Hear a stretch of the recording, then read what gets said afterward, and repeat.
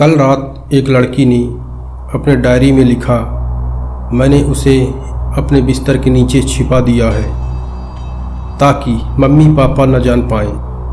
वो मेरा दोस्त है और वो मुझे कभी अकेला नहीं होने देता। लेकिन डायरी के आखिरी पन्ने पर जहाँ उसने लिखा था वहाँ अब उसके लिखे हुए शब्दों के निशान नहीं थे, बल्कि एक सूखा हुआ काला पड़ा इंसानी हाथ का निशान था। और वो हाथ जो बिस्तर के नीचे छिपा था उस रात उस लड़की के शरीर में समा चुका था। एक ऐसी घटना जिसने एक पूरे परिवार को तबाह कर दिया। और इसकी शुरुआत हुई थी एक पुराने घर के अंदर एक लकड़ी का बॉक्स, एक अजीब सी चीज के साथ, और एक ऐसा हाथ जो मरा नहीं, बस इंतजार कर रहा था कि कोई मुझे छू ले। क्योंकि एक बार जब वो किसी को छू ले तो वो उसे छोड़ नहीं सकता और ना ही उसे कोई छोड़ सकता। रहस्यमय हाथ। रोहन एक सॉफ्टवेयर इंजीनियर जो इंदौर में बसे एक छोटे से अपार्टमेंट में रहने के बाद उसने अपनी पत्नी नेहा और बेटी काव्या के साथ शहर के शोर शराबे से कुछ दूर एक छोटे से गांव में शिफ्ट होने का फैसला किया। गांव के बीच में उसे एक पुराना लेकिन बड़ा घर मिला। घर बहुत सस्ते में मिला था, बहुत सस्ते में। जब रोहन ने एजेंट से पूछा कि ये घर इतना सस्ता क्यों है तो उसकी आंखें नीचे झुक गईं। घर अच्छा है, बस थोड़ा अकेला लगता है। रोहन ने मान लिया। उसे लगा शायद एजेंट को काफ़ी दिनों से बिक्री नहीं हो पा रही थी, इसलिए ये घर इतना सस्ता है। लेकिन जब वो तीनों ने घर में कदम रखा तो एक अजीब सी बात ने उन्हें झकझोर दिया। उन्होंने देखा घर के अंदर बेसमेंट में एक अलमारी थी जिसका ताला टूटा हुआ था। उसके अंदर एक छोटा सा लकड़ी का बॉक्स था और उस बॉक्स के अंदर एक सूखा हुआ काला पड़ चुका इंसानी हाथ था। रोहन ने उस हाथ को देखकर जोर से चीखकर चिल्लाया। नेहा उसकी बीवी बेहोश हो गई और काव्या जोर से रोने लगी। रोहन ने ये सब देखकर काफ़ी ज़्यादा डर गया। उसने तुरंत पुलिस को बुलाया, लेकिन जब पुलिस आई तो पुलिस वालों का रिएक्शन कुछ अजीब था। अरे वो हाथ फिर आ गया। पुलिस वालों ने बताया कि इस घर के पुराने मालिक डॉक्टर नितिन चौहान एक न्यूरो सर्जन थे। उन्होंने 1985 के दशक में इस घर में अजीब एक्सपेरिमेंट करते थे। वो मृत लोगों के शरीर के पार्ट्स को जोड़ने की कोशिश करते थे। उनका मकसद था एक ऐसा हाथ बनाना जो जीवित रह सके बिना शरीर के, एक ऐसा हाथ जो आदमी की इच्छा सुन सके और उसके लिए काम कर सके। लेकिन एक रात उस हाथ ने खुद डॉक्टर नितिन को मार डाला। उसकी लाश उसी घर के बेसमेंट में मिली। उसका गला उसी हाथ से दबाया गया था। पुलिस ने उस हाथ को जला दिया। लेकिन जब जब कोई नया परिवार इस घर में रहने आता है तो वो हाथ अपने आप वापस आ जाता है, क्योंकि वो कहीं न कहीं छिपा है और कहीं न कहीं जीवित है। उस रात रोहन ने सोने से पहले उस बॉक्स को फिर से बेसमेंट में रख दिया। उसने सोचा शायद ये सब मिथक है। लेकिन आधी रात को काव्या जोर से चीखी, पापा कोई मेरे बाल खींच रहा है। रोहन दौड़कर काव्या के बिस्तर की तरफ देखा, पर वहाँ कोई नहीं था। लेकिन काव्या के बालों में एक गहरा निशान था, जैसे किसी ने मुट्ठी भरकर उसके बाल पकड़कर खींचे हों। अगले दिन नेहा ने बताया कि उसने बाथरूम के शीशे पर कुछ लिखा देखा, मैं तुम्हारे साथ हूँ। लिखावट बच्चों की तरह थी। लेकिन काव्या ने कहा, मैंने नहीं लिखा। फिर एक दिन रोहन का लैपटॉप अपने आप ऑन हो गया।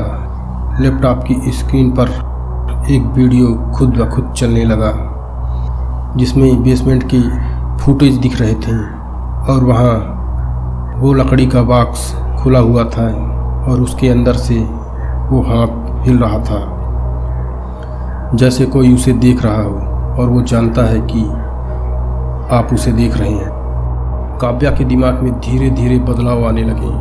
वो अकेले बातें करने लगी और बोलने लगी, मैं तुम्हें पसंद करती हूँ हाथ वाले भैया। वो रोज़ रात को उठकर अकेले बेसमेंट की तरफ जाने लगी। एक रात रोहन ने उसे देख लिया और उसे रोका। उसकी आंखें बंद थी लेकिन वो चल रही थी जैसे स्लीप वॉक कर रही हो। काव्या के हाथ में एक छोटी सी चाबी थी। जब रोहन ने उसकी जेब चेक की तो उसे बेसमेंट की अलमारी की चाबी मिली जो ताले के साथ गायब हो चुकी थी। उस रात के बाद रोहन ने बेसमेंट में कैमरा लगवा दिया। सुबह जब उसने फुटेज देखा तो उसकी रूह कांप उठी। उसने देखा काव्या रात के 1 बजे बेसमेंट में जाती दिखती है। वो उस अलमारी को खोलती है और उस लकड़ी के बॉक्स को बाहर निकालती है। फिर वो बॉक्स खोलती है लेकिन अंदर बॉक्स में हाथ नहीं था। फिर भी वो बॉक्स को अपने चेहरे के पास ले जाती है और फुसफुसाती है, तुम मुझे छू सकते हो ना। और फिर कैमरा शेक हो जाता है क्योंकि वो हाथ काव्या के गले पर था, स्किन पर दिख नहीं रहा था, सिर्फ उसका गला दब रहा था। रोहन समझ गया कि ये कोई भूत नहीं है, ये कोई एक्सपेरिमेंट था। एक ऐसा हाथ जो इंसान की इच्छाओं को पढ़ सकता था और उन्हें पूरा कर सकता था, लेकिन कीमत में उसकी आत्मा। रोहन गहरी सोच में पड़ गया। उसने एक पुजारी को बुलाया, एक बूढ़े साधु को जो गांव से दूर जंगल के किनारे रहता था। साधु ने बक्से को देखते ही समझ गया ये कोई मामूली हाथ नहीं है, ये तो जीवाशु हाथ है, ये मरा नहीं है, बस कैद है। उसने कहा ये हाथ उन लोगों को चुनता है जो अकेले होते हैं, जिनके दिलों में अकेलापन होता है। और काव्या एक ऐसी बच्ची थी। उसने काव्या को अपनी तरफ आकर्षित किया। साधु ने रोहन को एक रात का टाइम दिया। उसने रोहन को बताया अगली आधी रात को वो हाथ बाहर आएगा और अगर वो काव्या के शरीर पर कब्जा कर लेता है तो वो कभी नहीं निकलेगा। मंत्र गूंज रहे थे, काव्या चीख रही थी और उसकी आवाज़ बदल रही थी, मैं तुम्हारे साथ हूँ, मैं तुम्हें छोड़ूंगा नहीं। तभी बेसमेंट का दरवाज़ा खुद ब खुद खुल गया और वो हाथ खून से लथपथ दीवार के सहारे रेंगता हुआ कमरे की तरफ आ रहा था। लेकिन वो साधु ने मंत्र पढ़ना जारी रखा और ये सब देखकर रोहन ने अपने हाथ में चाकू उठा लिया। वो हाथ दीवार पर रेंग रहा था जैसे कोई जिंदा चीज़ हो। फिर अचानक काव्या की आंखें काली हो गईं। उसने अपने पापा की तरफ देखा और बोली, तुमने मुझे जलाया था लेकिन मैं वापस आ गया। तुमने मुझे फिर से बनाया। तुम्हारी बेटी ने मुझे प्यार दिया, अब मैं उसका हूँ। रोहन जोर से चीखा, नहीं। उसने चाकू उठाया लेकिन साधु ने उसे रोक दिया। अगर तुमने उसे मारा तो तुम्हारी बेटी मर जाएगी। ये हाथ अब उसके शरीर में है। तभी काव्या के हाथ उठे और उसकी उंगलियां एक एक करके कांपने लगीं, जैसे कोई दूसरा हाथ उसके अंदर जाग रहा हो। साधु ने आखिरी मंत्र पढ़ा, एक तेज चमकदार रोशनी निकली। काव्या चीखी और फिर सब कुछ शांत हो गया। हाथ गायब था, काव्या बेहोश थी। साधु ने कहा, हो गया, लेकिन गहराई में छिपा है। जब तक ये घर खड़ा है वो वापस आएगा। रोहन ने उस घर को छोड़ दिया। वो तीनों वापस शहर चले गए, लेकिन काव्या वैसी नहीं रही। वो अब भी रात को उठती है, वो अपने हाथों को देखती है और फुसफुसाती है, तुम अभी भी यहाँ हो ना। एक दिन रोहन ने उसकी डायरी देखी। उसमें लिखा था, मैं उसे छोड़ नहीं सकती, वो मेरा दोस्त है, वो मुझे अकेला महसूस नहीं होने देता।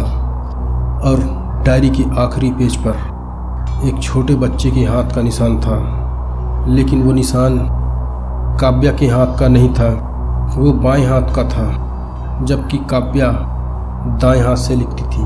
और फिर एक दिन रोहन ने अपने फ़ोन पर एक वीडियो डाउनलोड होते देखा, बिना नेटवर्क के वीडियो खुला, जिसमें बेसमेंट का फुटेज था।